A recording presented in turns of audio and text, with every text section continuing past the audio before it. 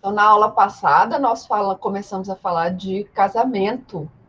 Foi porque casar é uma delícia. Falamos de casamento internacional, falamos das hipóteses em que o casamento ele vai ser válido aqui no Brasil, não é? Todas as hipóteses, tá? Que ele vai servir como prova. Não foi isso? Tem gente chegando aqui. Que o casamento ele vai servir como prova, como você faz para registrar o casamento aqui no Brasil, se esse casamento foi realizado no exterior, como você faz para registrar o casamento no exterior, não é? Casamento brasileiro que foi realizado no exterior, falei de casamento consular, não foi que só brasileiros natos ou naturalizados podem se casar no cartório brasileiro, no consulado brasileiro no exterior, então a pessoa deve residir no exterior ou estar de férias no exterior, então foi isso que eu falei. E agora nós vamos falar da outra parte. E o divórcio? Como é que funciona o divórcio internacional? O divórcio que ele é realizado fora do Brasil, como que ele faz para ele ter validade aqui no Brasil? Como se faz para que aqui no Brasil esse divórcio seja reconhecido, ok? Então vamos falar um pouquinho de divórcio para nós terminarmos essa parte de direito de família. Eu quero fazer uma revisãozinha geral, bem rapidinha, alguns só exercícios para revisar a matéria, porque semana que vem nós ainda temos aula normal, não é verdade? Semana que vem eu vou começar um conteúdo novo que não vai cair na prova, tá bom? Então, semana que vem eu vou começar um novo conteúdo, não vai cair na prova, tá? E hoje, então, eu quero terminar com vocês a matéria desse primeiro bimestre, tá? Então, vamos lá. Deixa eu voltar aqui para o casamento.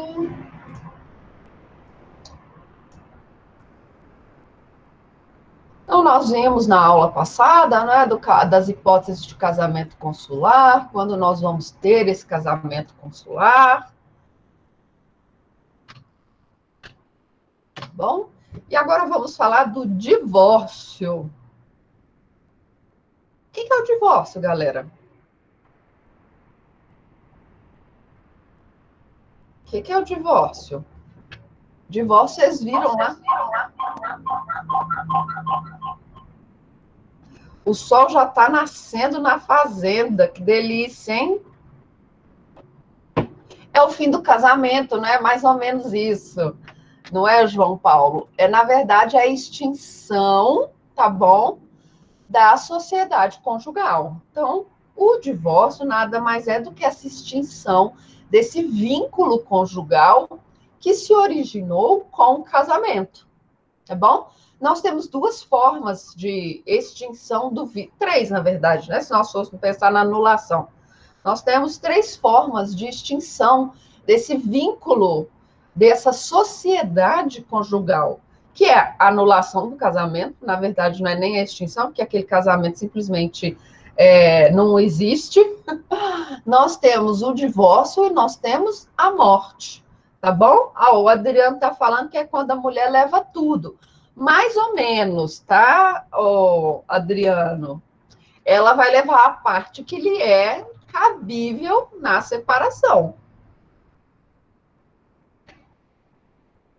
Tá bom? Se você casa no regime de comunhão parcial de bens, você está aceitando que metade dos bens que foram adquiridos na constância do casamento pertence a cada uma das partes, tá? Olha, divórcio é a alforria de uma coitada que foi enganada. Mais ou menos isso, Cíntia. Divórcio é excelente para a mulher, tá? Casamento é a melhor coisa que o homem pode fazer e o divórcio é a melhor coisa que a mulher pode fazer. Tá bom?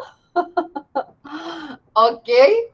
Então, o divórcio é uma das formas da extinção da sociedade conjugal. O que acontece com o divórcio? Como que o divórcio, ele normalmente se dá? O divórcio, normalmente, ele vai ocorrer de duas formas. De uma forma consensual extrajudicial, não é assim? Aquela que nós aqui no Brasil fazemos no cartório, e também vamos ter aqueles divórcios que se dão por meio de uma decisão judicial.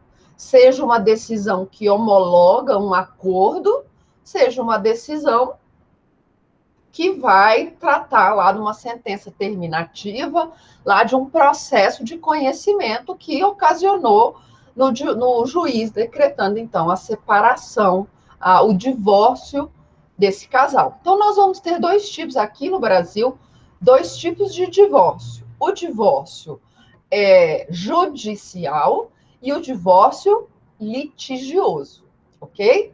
Então, nós temos o divórcio consensual, nós temos o divórcio extrajudicial e o divórcio judicial, ok?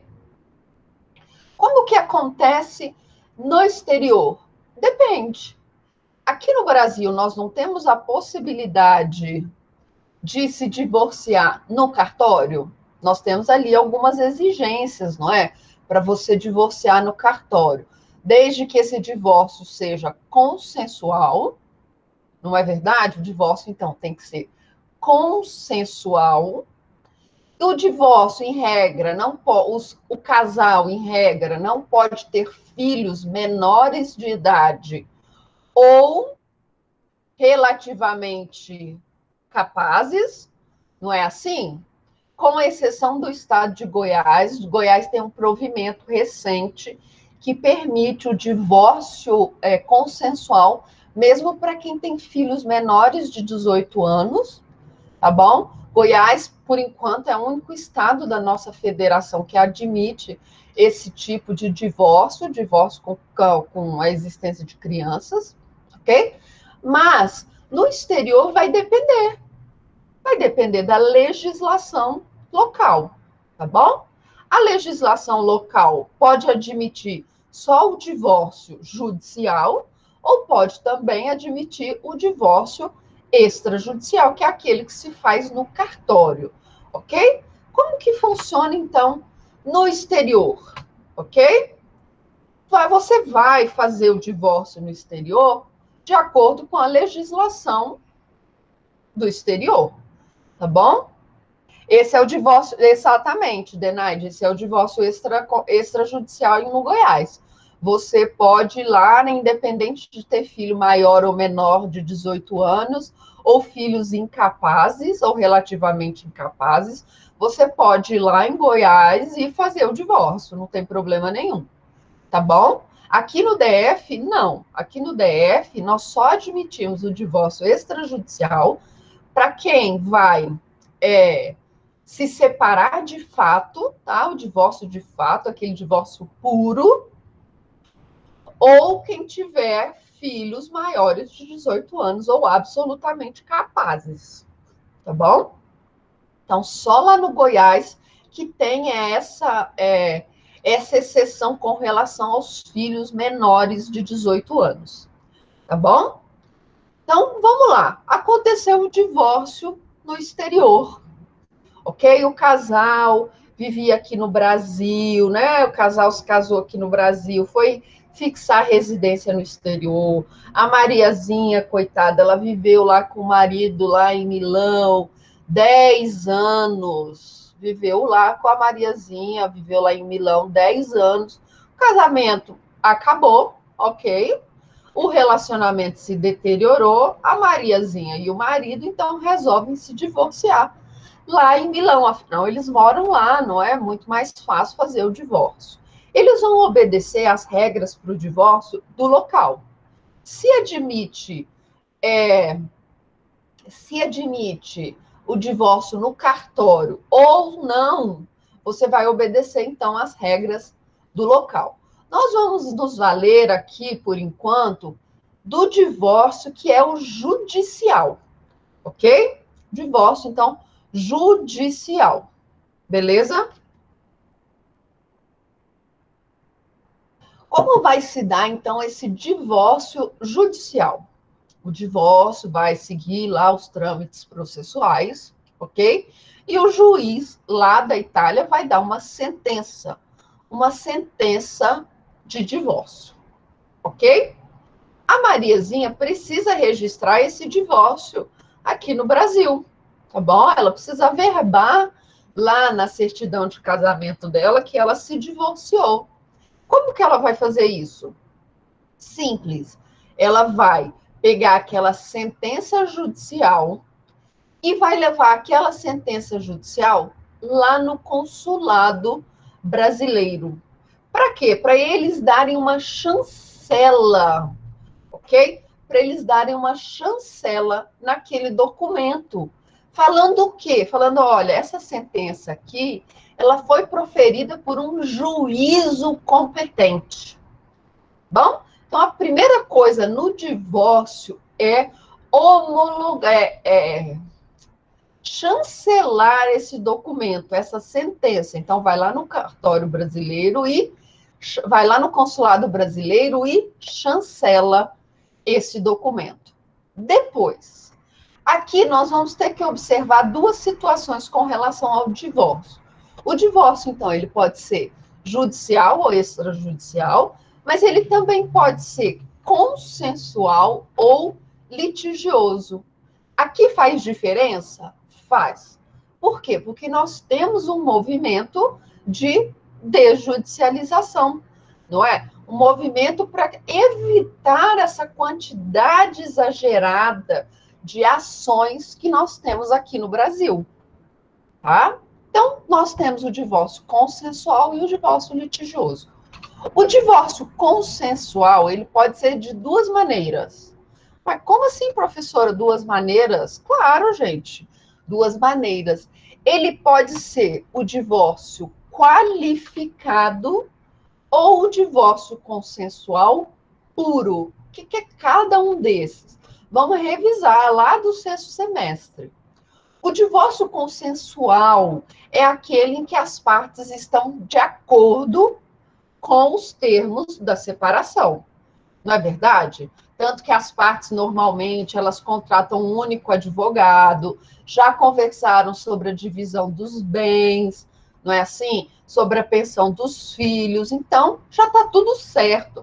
As partes concordam com essa separação. No divórcio litigioso, não. No litigioso sempre tem briga, não é? Briga pelos bens, briga pela pensão alimentícia, briga pela guarda dos filhos, ou o marido não quer separar da mulher, ok? Então, nós temos essas formas de divórcio.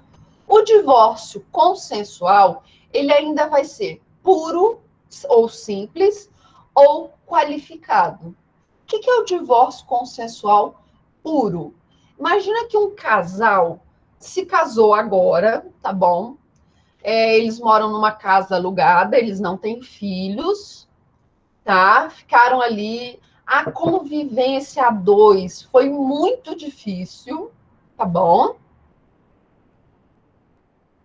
A convivência a dois foi muito difícil. O marido, em momento algum, ele entendeu que ele estava casado, então que a partir daquele momento ele tinha deveres do casamento, inclusive a fidelidade. E aí, depois de um ano de casamento, a mulher chega para o marido e fala: olha, felizmente não dá mais para mim, tá bom? Eu achei que ia ser tranquilo, morar junto, mas eu perdi muito da minha privacidade, da minha intimidade. Você nunca entendeu que casamento tem deveres, eu tenho necessidades. Eu quero me separar de você.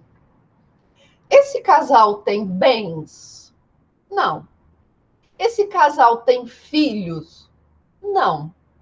Tá bom? Então, nós teremos um divórcio consensual simples, que vai decretar a sentença desse divórcio, vai decretar exclusivamente a separação, tá bom?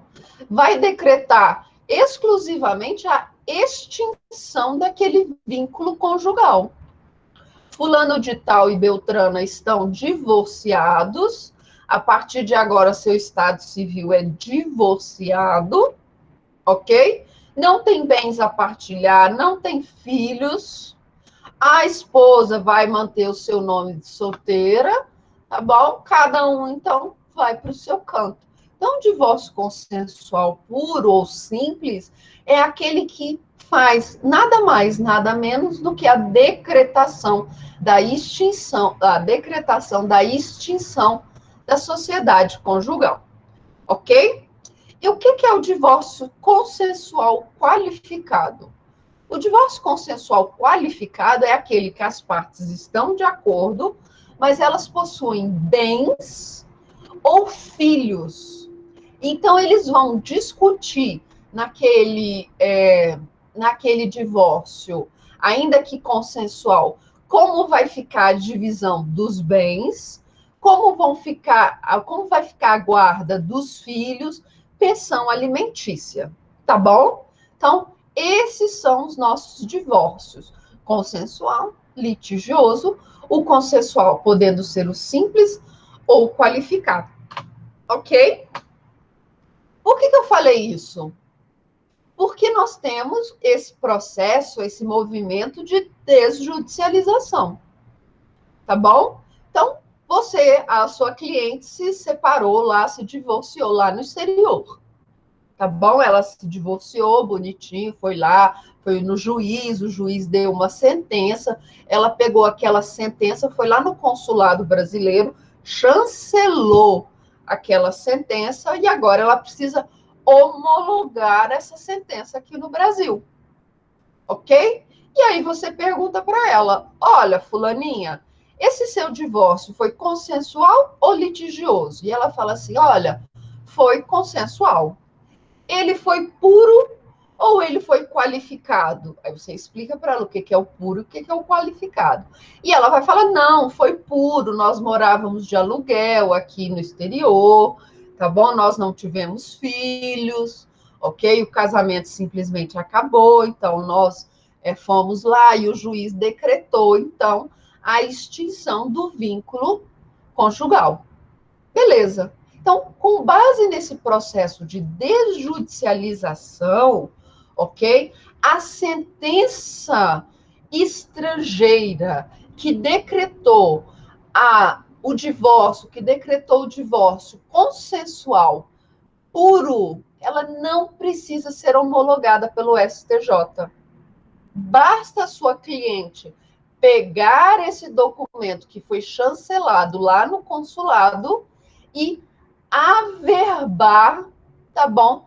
Lá onde ela registrou o casamento civil, tá bom? Então, quando nós temos um casamento consensual, um divórcio consensual puro, não há necessidade de homologação de sentença estrangeira.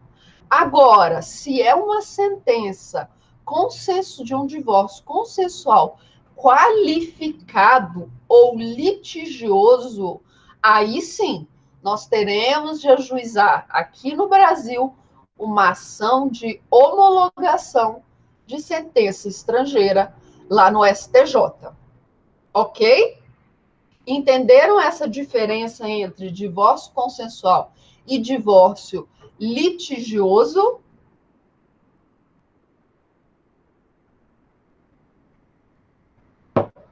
Ok? Então, se for um divórcio consensual simples, depois de chancelado no consulado, basta ir até o cartório e averbar esse divórcio, tá bom?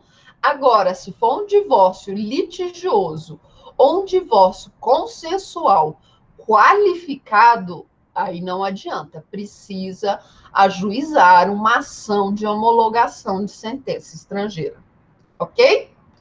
Nós também vamos ter o divórcio consular, ok? Lembra que eu disse para vocês que o nosso consulado no exterior, ele funciona como um cartório?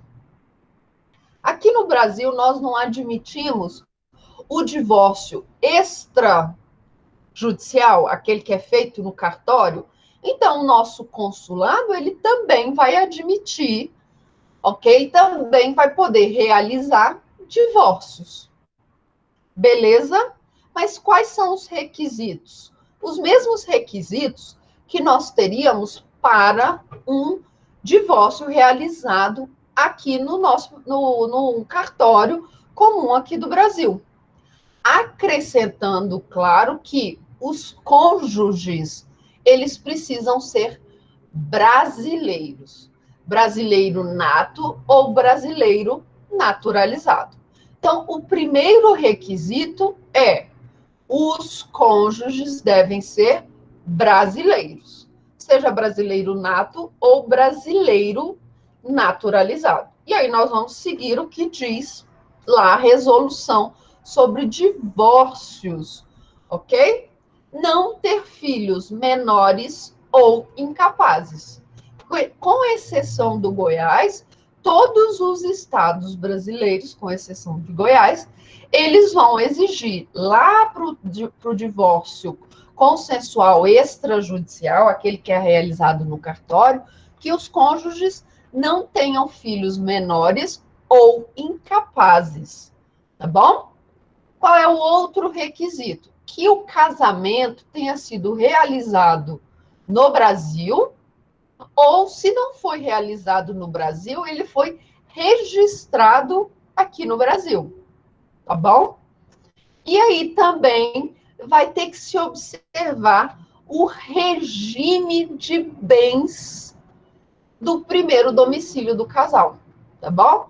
O regime de bens lá do primeiro domicílio do casal, se eles não se casaram com um pacto antinupcial, tá bom? Eles terão que ter um regime de bens similar ao que está previsto na legislação brasileira, ok? Então, digamos que o casal se casou no exterior, em determinado país, e o regime de bens desse país, tá? Casal, ela é brasileira nata, ele é brasileiro naturalizado, mas eles se casaram lá em determinado país, e o regime de bens, o regime geral de bens do país é que tudo fica no nome do marido, tá bom? Que a mulher, em caso de separação, ela não faz jus a absolutamente nada, nenhum bem, nada,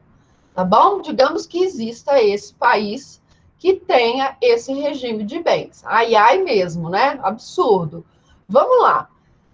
Lá no consulado brasileiro, então, esse casal de brasileiros, tá? Ele brasileiro naturalizado, ela brasileira nata, eles não têm filhos menores, os filhos todos já são maiores de 18 anos. O casamento foi realizado no exterior, mas foi registrado lá no Brasil, e aí eles querem se divorciar no consulado, tá bom? O consulado vai poder fazer esse divórcio? Vamos lá, qual é o regime de bens do primeiro domicílio do casal?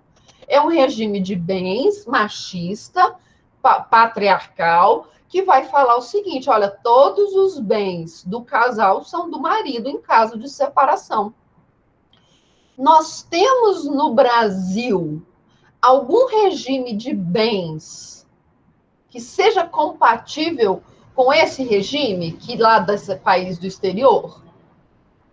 Imagina que seja lá de Suazilândia, tá? Será que nós temos aqui no Brasil um regime de bens compatível? Não. Se não existe um regime de bens compatível com o previsto na legislação brasileira, o consulado não pode fazer esse divórcio. Tá bom? Graças a Deus, não, né, Denaide? Nós não temos nada nesse sentido, tá bom? No máximo, aqui no Brasil, tudo vai ficar para a mulher, não é, Adriano? No máximo, aqui, tudo vai ficar para a mulher, tá? Então, se o regime de bens do primeiro domicílio do casal não for compatível com os 4 regimes que nós temos no Código Civil, o consulado não pode homologar, não pode realizar aquele divórcio consular, ok? E outra situação, esse divórcio, óbvio, ele tem que ser consensual, tá bom? Ok? Então, nós não tendo o regime de bens compatível com a nossa legislação civilista, esse divórcio não pode ser realizado lá no cartório. Beleza? E esse divórcio consular, que foi feito, então, lá no consulado brasileiro, o que eu preciso fazer quando eu chegar aqui no Brasil? Eu preciso homologá-lo, ajuizar uma ação de homologação de sentença estrangeira, ou eu preciso averbá-lo? E aí? Então, com essa escritura pública, porque o que o consulado vai te entregar é uma escritura pública, ok? Então, com essa escritura pública, basta eu ir até o cartório onde o casamento está registrado e averbar o divórcio, tá bom? Então, o divórcio consular, ele vai ser igual a um divórcio no cartório, tá bom? Vai ser igual. Basta depois eu pegar aquela escritura pública que o consulado vai me dar, e lá onde eu registrei o meu casamento e averbar o meu divórcio, ok? Alguma dúvida com relação a divórcio de brasileiros no exterior e a divórcio consular? Alguma dúvida? E se o divórcio for no Brasil? E se o casal, tá bom, morasse no Brasil e resolvesse aqui fazer o seu divórcio? Bom, e aí? E aí, como funciona? Primeiro caso, o juiz ele deve observar se aquele divórcio tem conexão internacional. Como, professora? Se as partes, só na prova, não é denied, beleza, é verdade, só na prova mesmo. O juiz, então, ele deve, eu até falar um pouquinho da prova com vocês hoje. O juiz, ele deve analisar se existe uma conexão internacional. Por exemplo, olha, professora, o marido, ele é americano, a esposa é a brasileira. Tem uma conexão internacional? Tem. Você tem pessoas de nacionalidades diferentes. Ou não, olha só, olha, eles são brasileiros, mas eles têm imóveis no exterior. Legal, não é? Tem conexão internacional? Tem. Então, o juiz ele tem que analisar, ok? Se existe uma conexão, tá bom? Existe conexão internacional? O juiz brasileiro vai ter que analisar qual é a legislação que deve ser aplicada quanto ao regime de bens. E aí nós vamos para a nossa regra geral. Qual é a nossa regra geral? Se não existir pacto antinupcial, vale o regime de bens do primeiro domicílio do casal. Tá bom? Tá bom? Ok? Digamos que esse casal, tá? O marido americano, a esposa brasileira, eles se casaram aqui numa pomposa festa aqui no Brasil, mas eles fixaram residência lá nos Estados Unidos. Eles casaram aqui no Brasil, o casamento aqui no Brasil foi certinho, bonitinho, de acordo com a legislação, as formalidades, não é, brasileiras, as formalidades brasileiras, os impedimentos aqui brasileiros, eles casaram tudo bonitinho aqui no Brasil, mas fixaram residência lá nos Estados Unidos. Depois de 20 anos morando lá nos Estados Unidos, eles resolveram morar aqui no Brasil, ficar aqui no Brasil um tempo. Chegando aqui no Brasil, o casamento não deu mais certo e eles resolvem se divorciar aqui no Brasil. Qual é o regime de bens que vai valer para esse casamento? O regime de bens que consta lá na certidão de casamento, ou o regime geral de bens do primeiro domicílio, se não houver pacto antinupcial. Qual é o regime de bens desse casal? Esse casal aqui no Brasil casou pelo nosso regime geral de bens, comunhão parcial de bens. E aí, qual é o regime de bens que vai valer para esse casamento? O do primeiro domicílio, tá bom, Denaide? É o do primeiro domicílio. Então, o primeiro domicílio são os Estados Unidos. Então, vai valer o regime geral de bens lá dos Estados Unidos. Beleza? E, por fim, o juiz vai dar uma sentença. Depois dessa sentença transitada em julgado, o que os nubentes, agora os divorciados, vão fazer? Se o casamento foi realizado no Brasil, basta, então, averbar o divórcio, não é? Basta averbar o divórcio. Faltou só o domicílio, isso mesmo. E se o casamento foi realizado no exterior, aí sim, o que eles têm de fazer? Eles vão ter de ajuizar uma homologação de sentença estrangeira lá no país onde foi realizado o casamento e depois averbar o divórcio. Tá bom? Vamos fazer um exercício? Vamos lá. Vamos fazer esse exercício aqui para ficar claro essas questões que envolvem casamento e divórcio. Vamos lá, um minutinho para vocês lerem para nós resolvermos essa questão. São duas questões, essa é a primeira. Essa é a primeira, vamos lá.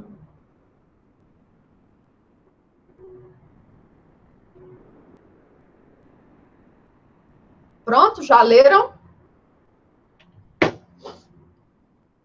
Ricardo, brasileiro naturalizado, mora na cidade do Rio de Janeiro há 9 anos.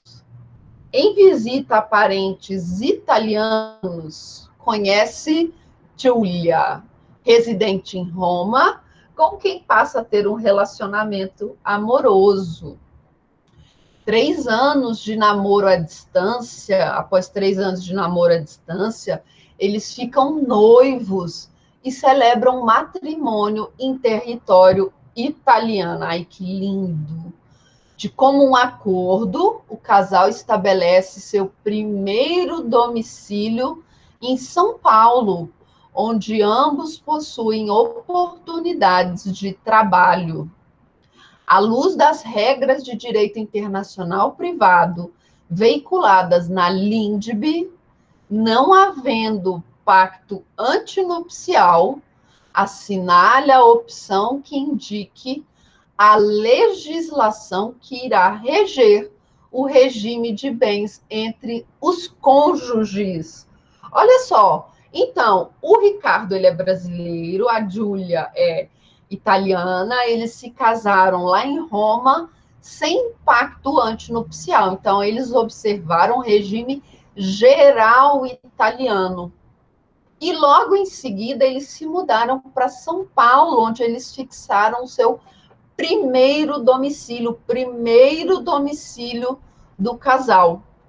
Qual é a legislação de regime de bens que vai reger esse casamento? Qual é a legislação? Qual lei? É a lei italiana? É a lei do primeiro domicílio do casal. E qual que é o primeiro domicílio do casal? São Paulo. Então, qual é a lei que nós vamos aplicar? A lei brasileira. Agora, imagine o seguinte: eles resolveram fixar residência na Suíça, tá? Eles resolveram fixar residência na Suíça, que lá eles iam ter mais oportunidades de trabalho, tá bom? Qual vai ser a lei? Olha lá, o Ricardo é brasileiro naturalizado, a Júlia é italiana, eles se casaram em Roma e vão fixar residência, o primeiro domicílio deles na Suíça. Não tem pacto antinupcial. Se não tem pacto antinupcial, qual a lei que vai reger o casamento, o regime de bens desse casamento? Vai ser a lei da Suíça, tá bom? Então, nós vamos nos valer, se não tiver pacto antinupcial, do regime de bens geral do primeiro domicílio do casal, tá bom? Vamos lá, próxima questão. Essa é mais complicadinha. Estrelinha, professor, isso mesmo. Denaide ganhou uma estrelinha. Denaide ganhou estrelinha. Tá? Vamos lá. Próxima questão. Próxima questão. Assinale a afirmativa correta. Lúcia, brasileira, casou-se com Mauro, argentino, há 10 anos, em elegante cerimônia realizada no Nordeste brasileiro. O casal vive atualmente em Buenos Aires, com seus 3 filhos menores. Por diferenças inconciliáveis, claro, né, gente? Nenhum divórcio acaba se não for por diferenças inconciliáveis. Por diferenças inconciliáveis, Lúcia pretende se divorciar de Mauro, ajuizando, para tanto, a competente ação de divórcio, a fim de partilhar os bens do casal. Um apartamento em Buenos Aires e uma casa na praia em Trancoso. Mauro não se opõe à ação. Com relação à ação de divórcio, assinale a afirmativa correta. Vamos ver quem vai ganhar estrelinha agora. Quem vai ganhar estrelinha agora? E aí? Eles querem, então, eles querem se divorciar. E aí?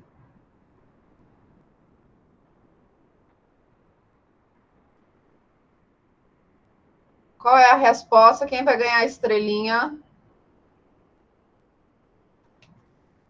E aí?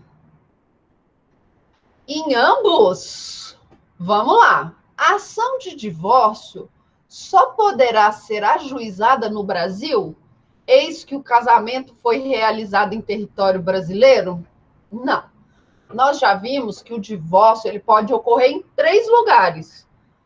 No exterior, no consulado, se os nubentes forem brasileiros, nato ou naturalizado, ou no Brasil. Tá bom? Beleza? Tá? Então, não pode ser só no Brasil. Caso Lúcia ingresse com ação perante a Justiça brasileira, não poderá partilhar a casa de praia? E aí? Vamos, então, deixar essa para depois, né? Eventual sentença argentina. Cleonice, eu vou te matar. Ó, vou te pegar pelo pescoço. Ó, eventual sentença argentina de divórcio para produzir efeitos no Brasil deverá ser primeiramente homologada pelo STF. Quem que homologa sentença estrangeira? Quem que homologa sentença estrangeira, Cleonice? STJ, então não é a eventual, tá bom? Tá? Ação de divórcio, se consensual, poderá ser ajuizada tanto no Brasil quanto na Argentina, sendo ambos os países competentes para decidir acerca da guarda das crianças e da partilha de bens? Não, tá bom? Não. Onde você pode ajuizar ação de divórcio ou ação de guarda de criança menor de idade ou incapaz, no local do domicílio habitual da criança, tá bom? Direito de família, não é? Direito de família, nós usamos qual regra? A do domicílio, tá bom? Então, cuidado, quando nós formos tratar de guarda, nós obrigatoriamente precisamos tratar dessa guarda lá no domicílio habitual dessas crianças, tá bom? Então, a guarda, ela vai se dar no domicílio habitual. Qual é o domicílio habitual? Buenos Aires, Argentina, tá bom? Então, para discutir a guarda das crianças, nós vamos nos valer do domicílio habitual dessas crianças. E partilha de bens. Nós temos uma regra no Código de Processo Civil que vai falar o seguinte: somente a legislação, somente o juízo brasileiro é competente para analisar questões que envolvam imóveis localizados no Brasil. Tá bom? Então, só o juiz brasileiro pode decidir sobre imóveis localizados no Brasil. Tá bom? Então, a casa na praia, em regra, ela vai ter de ser a ação de divórcio para partilhar a casa na praia, então, em regra, ela deve ser ajuizada aqui no Brasil. Tá bom? Então, essa ação que vai tratar da casa de praia, ela precisa ser ajuizada no Brasil. Tá bom? Então, caso Lúcia ingresse com ação perante a Justiça Argentina, não poderá partilhar a casa de praia. Tá bom? Mas preste atenção. Aqui, nessa questão 1, nós vamos ter um posicionamento jurisprudencial já está tendendo para uma pacificação, tá bom? O STJ tem aceitado sentenças de divórcio consensual, tá bom? De divórcio consensual, em que o juiz faça exclusivamente a homologação de acordo de divórcio, tá bom? Então, as partes entram lá com um divórcio consensual e colocam lá a seguinte coisa: a casa na praia, lá em Trancoso, vai ficar para a Lúcia, tá? O apartamento em Buenos Aires vai ficar para o Mauro. A casa de praia, então, lá do Brasil, vai ficar para a Lúcia, ok? Aí, o que o juiz faz? Homologue-se o acordo, tá? Feito pelas partes. Oi, mãe. Homologue o acordo, tá bom? Aí, nesse caso, quando for homologar essa sentença estrangeira, o STJ vai admitir, tá bom? A partilha, como foi feita lá pelas partes, tá bom? Sim, Letícia, a resposta certa é a caso Lúcia ingresse com ação perante a Justiça brasileira, a Justiça argentina, não poderá partilhar a casa de praia, ok? Estrelinha para Letícia. Estrelinha para Letícia. Uma para Denaide e outra para Letícia, ok? Chutou, não é? Tá bom? Então, cuidado com relação a isso. Eu estava olhando as questões do Avalia, vocês já estão sabendo, não é? Que a prova de vocês vai ser feita pelo Avalia. Então, na outra semana, lá na semana de prova, vocês vão entrar lá no portal do aluno, vão lá em URLs externas, ok? E vocês vão fazer a prova pelo Avalia.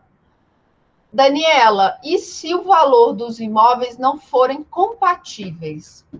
Olha lá. Daniela, imagina que é um acordo de divórcio. Resposta B, caso Lúcia ingresse com ação de divórcio na justiça argentina, ela não poderá partilhar a casa da praia. Vamos lá, Daniela. Você acha, vamos ser sinceros aqui, você acha que os divórcios, eles são, assim, iguaizinhos? Todo mundo fica com a mesma parte? Não, tá? Não fica. Às vezes um fica com um pouquinho mais que o outro, tá bom? Às vezes a esposa acaba ficando com, ainda que o imóvel seja dividido, a esposa às vezes fica no imóvel, porque é lá que ela vai criar os filhos, tá bom? Então, ainda que os imóveis não sejam compatíveis, se existiu um acordo e esse acordo foi homologado pelo juiz, significa que as partes concordam com aquela separação, tá bom? Nossa, eu já vi muito divórcio, que a mulher abre mão de um monte de coisa porque ela só quer acabar com aquela situação, tá bom? E se as partes não entrarem no acordo? Aí não, aí é um divórcio litigioso. Se é um divórcio litigioso, eles não podem partilhar essa casa que está no Brasil, porque aqui é competência exclusiva para a jurisdição brasileira, tá bom? Então, se as partes não entram no acordo, elas vão ter que ajuizar uma ação de divórcio, tá bom? Aqui no Brasil, na verdade, não vai ser nenhuma ação de divórcio. Na verdade, vai ser uma ação de partilha de bens. Porque o divórcio ele pode ser decretado pela justiça argentina, que o divórcio nada mais vai ser do que, olha, acabou a sociedade conjugal. Eles estão divorciados, tá? Aqui eles só vão ajuizar uma ação de partilha de bens, tá? E na justiça brasileira eles vão discutir como que vai ficar a partilha desse bem na praia em Trancoso, tá bom? O juiz brasileiro vai decidir quanto que vale a casa. A casa vale 500 mil, então 250 mil é de cada um. Quem vai pagar os 250 mil para o outro? Ah, não vai pagar? Então vamos vender a casa da praia, vai ficar metade para um, metade para outro. Tá bom, Daniela? Então, se não existe acordo, o STJ não homologa sentença estrangeira que verse sobre imóveis localizados no Brasil, tá bom? Então, se não tem acordo, não adianta, tá?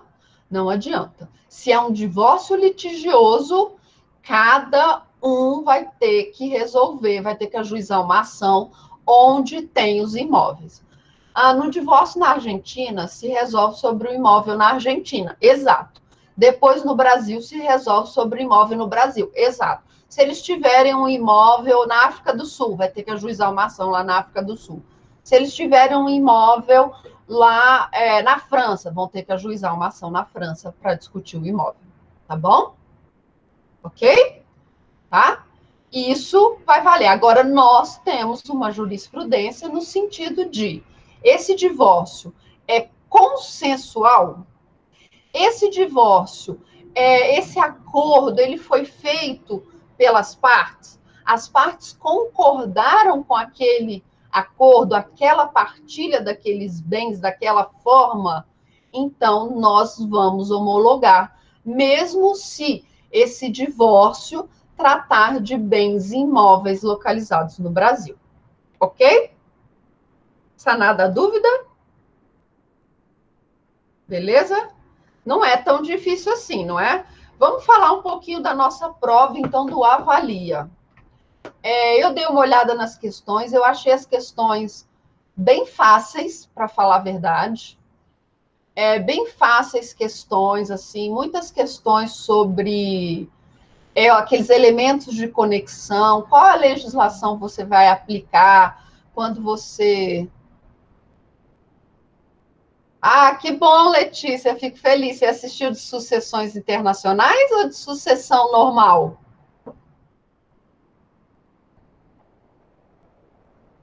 Ah, legal, fico feliz você ter gostado.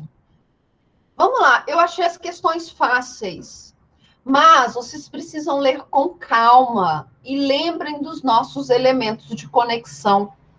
Tinha uma questão lá, muito fácil, que falava assim: fulano firmou um contrato na cidade tal, do país tal, com uma empresa do local, do outro local. Eles escolheram a lei suíça para reger o contrato e vão discutir um imóvel localizado no Brasil.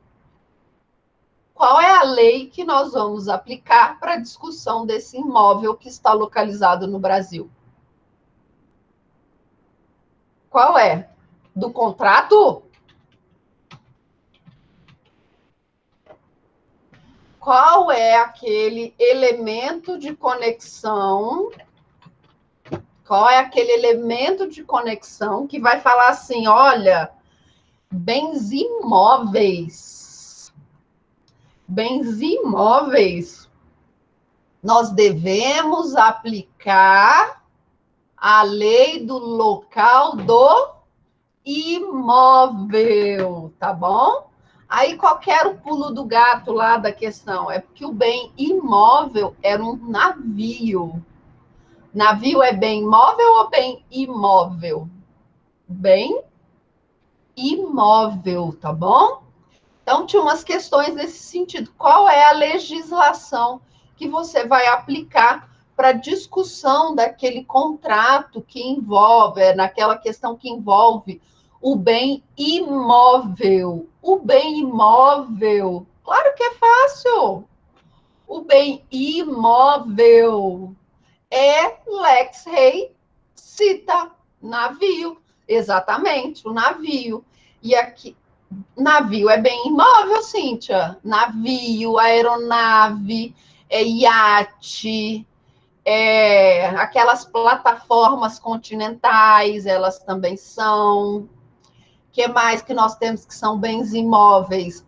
Ônibus espacial é bem imóvel. A estação espacial que fica lá no espaço é um bem imóvel, tá? Cuidado, isso são bens imóveis, tá? Bens móveis, carro, tá? Carro, bens móveis, é um carro, é uma moto, é um sofá, tá? Bens semoventes, é o cachorro não, né? A vaca, o cavalo. Ué, gente, isso aí vocês aprendem no primeiro semestre, tá? Então, quando vocês forem fazer as provas, tenham em mente os seus elementos de conexão, tá bom? E aí eu quero falar um pouquinho dos elementos de conexão, relembrar vocês desses elementos de conexão, não é? Que vocês estão sabendo todos assim, ó, de trás para frente, vocês estão sabendo todos, não é verdade? Então, eu quero lembrar vocês um pouquinho desses elementos de conexão. Eu deixei para vocês semana passada uma lista de exercícios. Vocês chegaram a fazer? Era um exercício de revisão, tá bom? É um exercício de revisão. Então, eu vou mostrar aqui para vocês os exercícios e aí nós vamos responder algumas questões desses exercícios. Beleza? Então, vamos lá. Tá aqui. Conseguem ver já a nossa listinha aqui de exercícios? Vamos lá. Fontes. Fontes. Quais são as nossas fontes aqui do direito internacional privado? Nós vamos ter duas fontes primárias, tá bom? Nós vamos ter duas fontes primárias. A lei interna, tá bom? E os costumes. Nós usamos os costumes aqui no direito internacional? Usamos. Nós admitimos tanto costumes internos quanto costumes internacionais. Costumes internacionais, por exemplo, é a lex mercatória. Beleza? Outro costume internacional é a possibilidade de você homologar sentença estrangeira de um país que você não tenha nem tratado, nem promessa de reciprocidade. aquilo ali também é um costume internacional, tá? Então, quais são as nossas fontes primárias? Lei interna e o costume, tá bom? E as nossas fontes secundárias, aquelas que nós vamos nos valer se nós não tivermos na lei interna nem no costume. Tratados internacionais, ok? Mas observem, depois que o tratado internacional ele é ratificado e publicado aqui por meio de um decreto internacional, ele é publicado aqui no Brasil, esse tratado vira lei, tá bom? Ele vira lei interna, ok? Então, nós vamos ter como fontes secundárias tratados, jurisprudências, tá bom? Doutrina, tá? Jurisprudência, tanto jurisprudência dos nossos tribunais, quanto jurisprudência de tribunais estrangeiros, tá bom? O que é o Código de Bustamante? Eu disse para vocês que lá na década de 1920, tinha uma pessoa, um diplomata cubano, tadinho, né? Vamos convenhamos, não é? Naquela época não tinha internet, não tinha televisão. Para você conversar com seus amigos, assim, telefone era algo muito caro. Então, para você conversar com seus amigos, era tudo por carta. Imagina a demora que uma carta ia e voltava. Gente, imagina que tristeza. Então, ele tinha muito tempo livre, então ele resolveu fazer um tratado, um código de direito internacional privado, mais de 400 artigos. Eram situações que poderiam ocorrer naquela época e que como você resolveria aquelas questões que envolvessem direito internacional privado, ok? O Brasil ratificou, tá bom? Assinou e ratificou o Código de Bustamante. Ele está em vigor? Está. Ele está em vigor, o Código de Bustamante. Que isso, professora? O Daniela, ele tá lá no dia, eu acho, 4 de agosto, tá bom? Ó, 4 de setembro eu coloquei lá esse exercício, tá na aula do dia 4, isso mesmo. Tá? Ele ainda está em vigor? Sim. Mas convenhamos que ele está muito desatualizado, não é verdade? Ele não é 1928. Quantas novas situações jurídicas nós construímos após 1928, muitas coisas.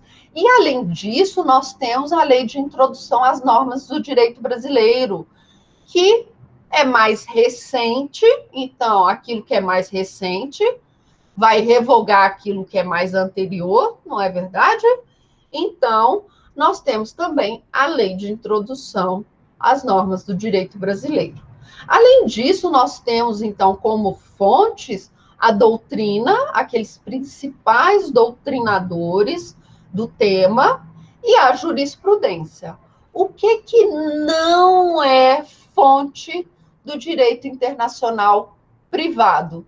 Contratos internacionais privados. Imagina se todo contrato, toda vez que você entrasse na internet, comprasse alguma coisa da China, esse contrato que você fez virasse uma fonte de direito internacional privado.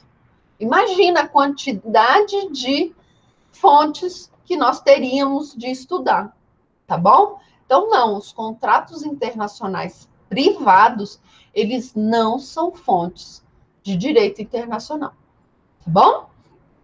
Questão 2. No que diz respeito às fontes brasileiras do direito internacional e à aplicação do direito estrangeiro no Brasil, julgue os itens subsequentes.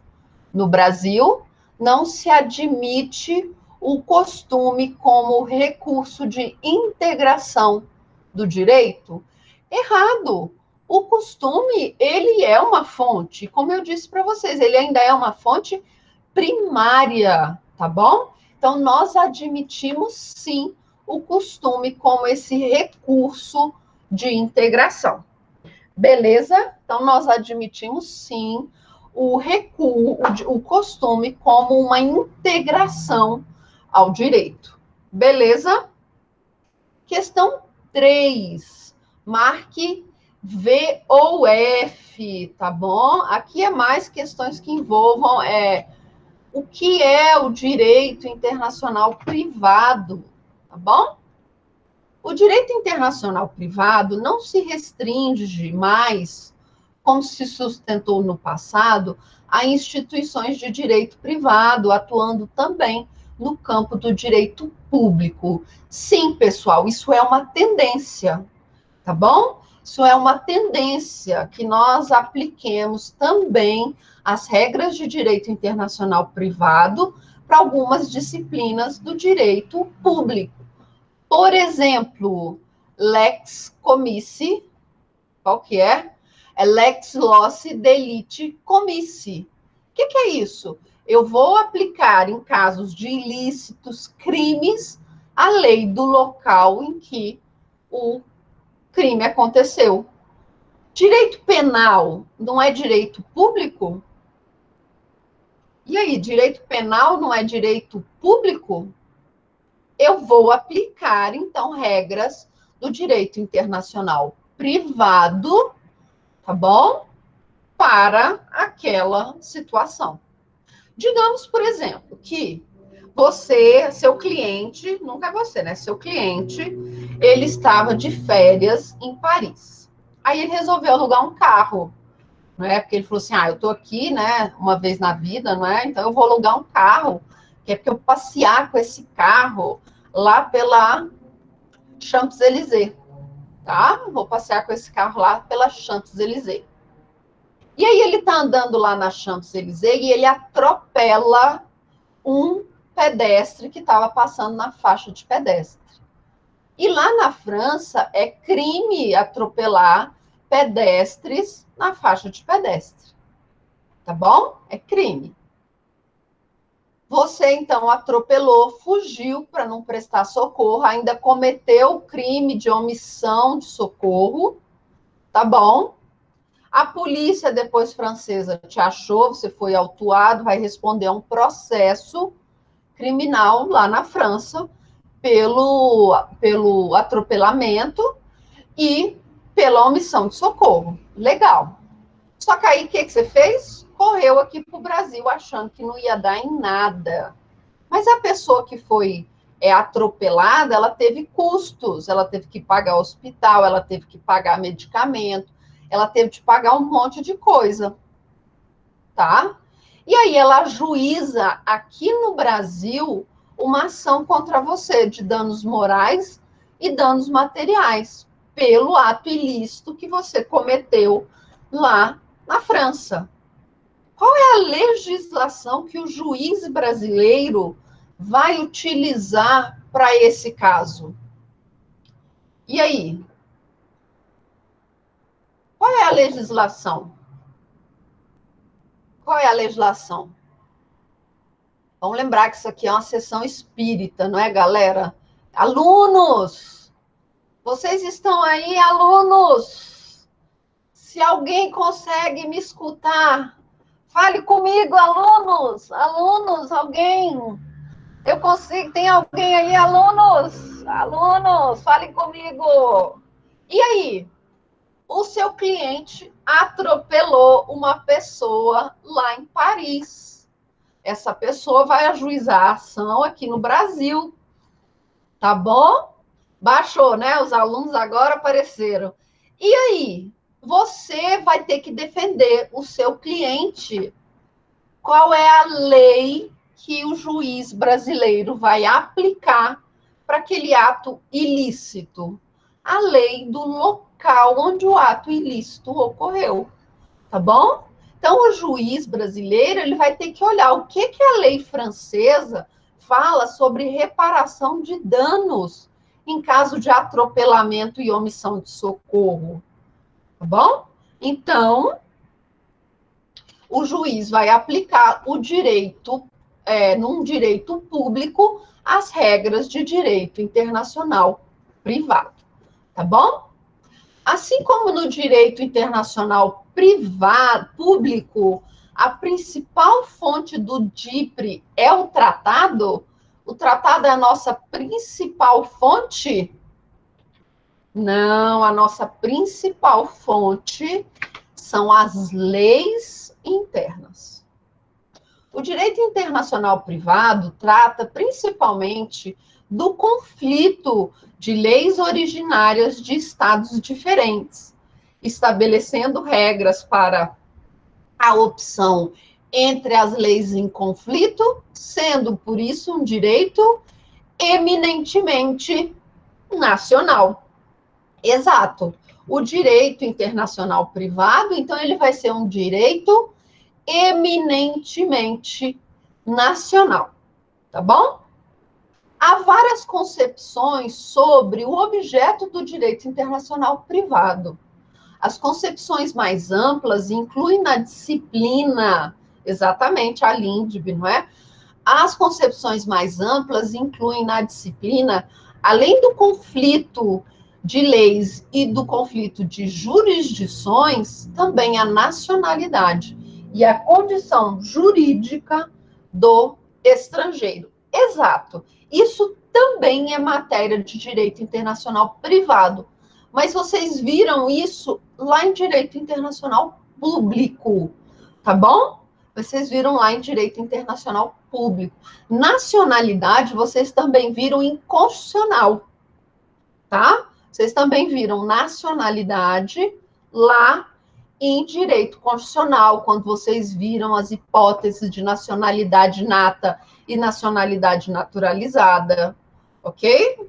Vocês viram extradição, expulsão, tá? Verdadeiro, então.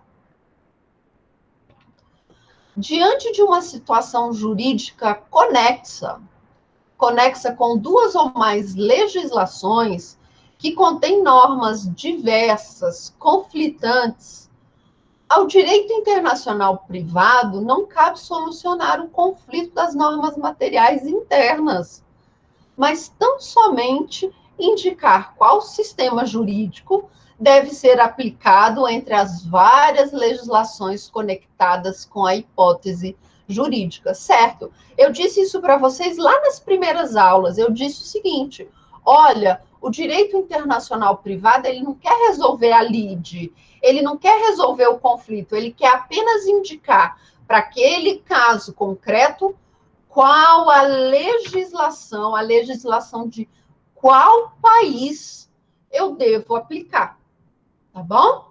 Então, o direito internacional, ele vai apenas indicar para aquela situação que tem conexão internacional, você deve aplicar tal lei. E tá aqui, qual lei nós vamos aplicar para cada caso concreto? Vai depender do seu elemento de conexão. Vai depender, então, de você analisar a questão e descobrir qual é o elemento de conexão que vale para aquela situação jurídica. Vamos lá. Vamos lá. O domicílio é o principal elemento de conexão adotado no Brasil, conhecido como lex domicilii, e está previsto no caput do artigo 7º da LINDB? Certinho, exatamente isso. Nosso domicílio é o principal elemento de conexão. E ele vai reger o quê? Capacidade, início e fim da personalidade, direito ao nome e direito de família. Tá bom? À luz do direito internacional privado, a pessoa só pode ter um domicílio. Certíssimo. Tá bom? Existem várias regras no direito internacional privado para você conseguir chegar ao único domicílio da pessoa. Tá? Então, sim, no direito internacional privado, a pessoa só pode ter um domicílio, ainda que a lei interna permita que a pessoa tenha mais de um. Sim, aqui no Brasil, você pode também chegar a uma situação que a pessoa tenha 2 domicílios, mas, para o direito internacional privado, só um, tá bom? Pelo critério de conexão lex rei cita, incide a norma do lugar do foro, ou seja, a norma do lugar onde se desenvolve a relação jurídica. Esse é lex rei cita? Lex rei cita é isso, a norma do lugar do foro, a norma do lugar onde se desenvolve a relação jurídica. Isso é lex rei cita? Não. Lex rei cita quer dizer a lei da localidade do imóvel. Lex de lei, rei de imóvel, cita de situado, ok? Lex rei cita, beleza? Pelo elemento de conexão, então essa aqui está errada. Vamos ver a outra? Pelo elemento de conexão, lex loci, delicti commissi, ok? Lex loci, delicti commissi, é aplicável à norma do lugar onde o ato ilícito foi cometido. Verdadeiro, ok? Alguma dúvida até agora? Não?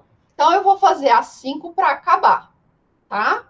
O resto, depois, eu vou deixar o link da aula da noite, e aí, se vocês quiserem assistir o restante da correção dos exercícios, basta acessar o link da turma da noite, tá bom?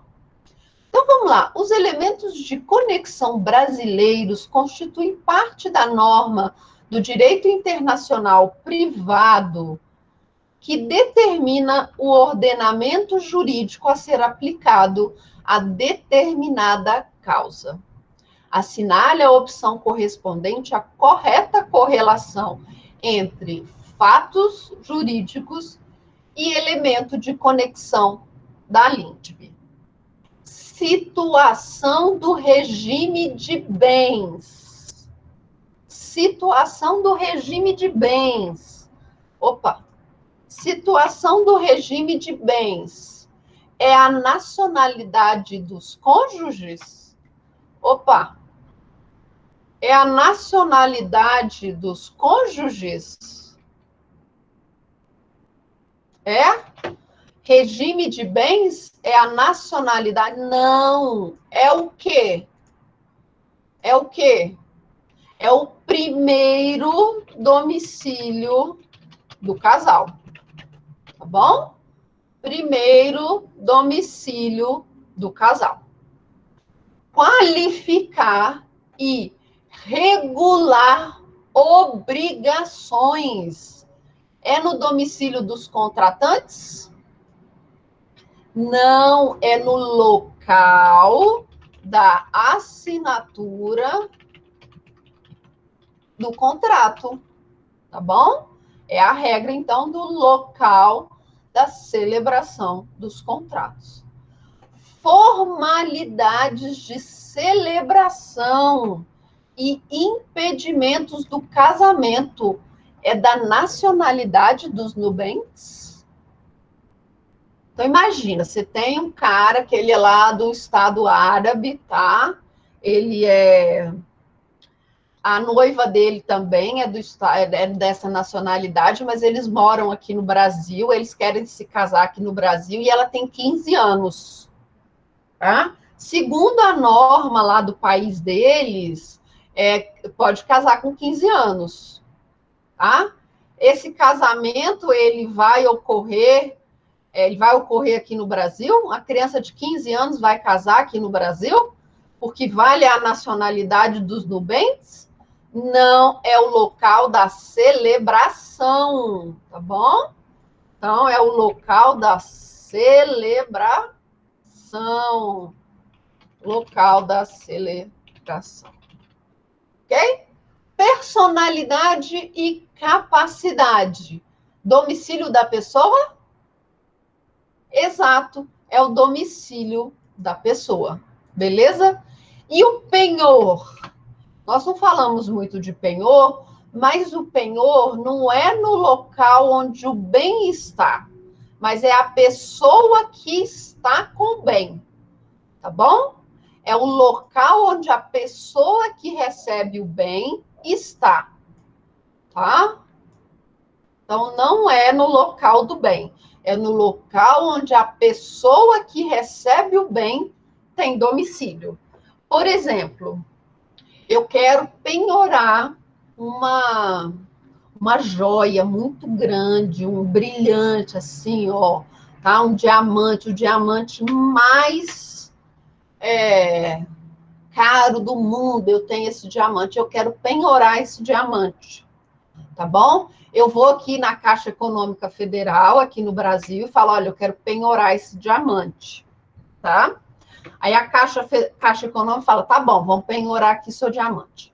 A Caixa Econômica, por uma questão de segurança, vai mandar esse diamante que eu penhorei lá para a Bélgica, uma cidade chamada Antuérpia, que é a cidade dos diamantes, tá bom? Então, a Caixa vai mandar esse meu diamante que eu penhorei aqui na Caixa Econômica Federal, ela vai mandar lá para Antuérpia, lá para a Bélgica. Qual é a lei que vai reger esse penhor? É a lei brasileira, porque a Caixa ela tem domicílio aqui no Brasil, ou é a lei belga, porque o bem está lá na Bélgica? É a lei do domicílio, então vai ser a lei brasileira, porque a Caixa está aqui no Brasil, tá bom? Então, com relação ao penhor, é sempre no local onde a pessoa que está com o bem penhorado, tá bom, ela tem domicílio. Beleza, pessoal? Alguma dúvida com relação a elementos de conexão? Então, prestem atenção, isso vai cair muito na prova, tá? Daniela, porque nós só temos mais 5 minutos, tá? E nós ainda temos mais 1, 2, ó, o tanto de exercício aqui, tá? Ainda temos mais 16 exercícios, é isso? Não. Nós ainda temos mais 13 exercícios para fazer e não vai dar tempo. Tá bom? Professora, eu poderia publicar o gabarito? Publico o gabarito também, tá bom? Eu publico o gabarito. Professora, Oi. a aula da noite é quinta-feira, né? Mas eu vou colocar o link para vocês agora, para vocês assistirem, se vocês quiserem. Eu já falei, eu já corrigi o exercício com eles ontem. Ah, tá no YouTube, não tá? Tá, No tá no YouTube dos YouTube. Vou meninos colocar no também. YouTube, tá Tá, bom? tá bom então. Combinado. Daniela, o que acontece? O exercício só vai até o 7 mesmo. Aí eu coloquei mais questões ontem, na aula de ontem. Então, tem mais questões, tá? Tem mais coisas. Beleza? Não, não. Tem mais coisas aqui que eu fiz. Aí tem uma que eu não coloquei aqui. Vai até o 12. Aí essa outra aqui vai até o 18. Tá? Aí tem uma que eu não coloquei para vocês, que é a que eu vou fazer na prova para vocês responderem. Então, as questões da prova, elas estão bem tranquilas, mas vocês precisam ler com calma. A Cíntia tem uma pergunta aqui. Não, Daniela, a aula já foi, já aconteceu ontem à noite. Eu vou deixar só o link para vocês assistirem, quem quiser. Tá bom? É o link já para quem quiser assistir a correção. É já o vídeo. Bom? Cíntia tem uma pergunta, professora. Se um avião da TAM sai do Brasil com destino aos Estados Unidos, durante o voo tem uma briga e antes de desembarcar, um dá uma facada no outro. Qual lei eles devem se submeter? Eles vão se submeter, Cíntia, à lei do local onde eles deram a facada. Como assim? No momento em que foi dada a facada, eles estavam sobre qual solo? Eles estavam no ar, voando? Ou eles já tinham pousado nos Estados Unidos? Não, professora, durante o voo, eles estavam em cima das Bahamas, tá? Então, a facada foi em cima das Bahamas. Vai valer a lei das Bahamas, tá? Não, professora, eles já estavam já tinham pousado nos Estados Unidos. Lei dos Estados Unidos. Não, professora, eles estavam em águas internacionais. Lei do Brasil. Tá bom? Ok? Lei do Brasil. Por quê? Esse avião, ele é registrado no Brasil? Ele tem o registro dele? Ele tem bandeira brasileira? Tem. Então, é lei brasileira. Tá? Ok? Sanada a sua dúvida, Cíntia? Você tem que observar no momento que aconteceu o incidente. Onde eles estavam? Se você não conseguir distinguir onde eles estavam naquele momento, você vai aplicar a lei da bandeira daquela aeronave. Como você falou que era uma da TAM, então provavelmente a lei brasileira, porque aquele avião deve estar registrado aqui no Brasil. Tá bom? Ok? Quem tem competência para analisar aquele caso? Tanto a lei brasileira quanto a lei americana, onde ele pousar. Tá bom? Onde aquele avião pousar vai ser competente para analisar aquele caso. Tanto o Brasil, se saiu do Brasil, quanto o local que houve o pouso do avião. Foi um pouso forçado, não é? Foi no meio do oceano, estava lá todo mundo ainda voando, deu uma facada, precisa fazer um pouso de emergência, porque a pessoa está ali morrendo, aí para, sei lá, em Curaçao. Não, Curaçao está muito aqui para baixo. Para aqui na Porto Rico. Aí vai valer a jurisdição, vai ser também a de Porto Rico, tanto do Brasil quanto de Porto Rico. Professor, onde está a lista de 18 questões da aula de hoje? Está só comigo. Está só comigo. Eu não passei o restante da lista, tá? Porque é a lista de 12 mais 5 exercícios. Tá bom? Porque eu não fiz na turma da noite. Que eu vou usar o exercício que eu não fiz na turma da noite para bolar as questões dissertativas para a prova de vocês. Tá bom? Mas já aviso, uma das questões vai ser sobre os requisitos para homologação de sentença estrangeira. Que eu acho que vocês já sabem isso aí mais do que tudo, não é verdade? Torcer para essa questão cair para vocês.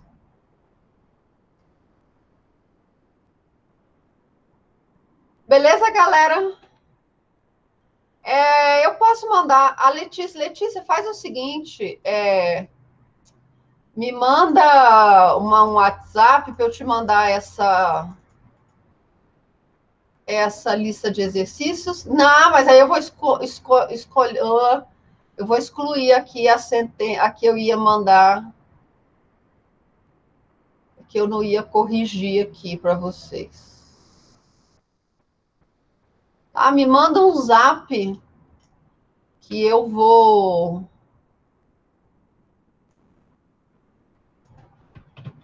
para você pegar essa lista de exercícios, tá bom? Tá bom, professora, eu vou te mandar um zap. Denaide, ela perguntou sobre os requisitos da sentença estrangeira. Aí tem uma engraçadinha aqui, uma tal de Letícia, que está perguntando quais são os requisitos. Não, é que eu mandei para Denaide. Tá. Que ela perguntou qual era a pergunta. Ah, tá. Achei que a Letícia queria que eu contasse. Olha, Cíntia, eu só acho que a senhora deveria colocar umas questões da prova aí, só. Tá, eu mando junto, então, tá bom? O link do YouTube para vocês assistirem, beleza? Combinado, professora. Combinado? Excelente sexta-feira. Ótimo final de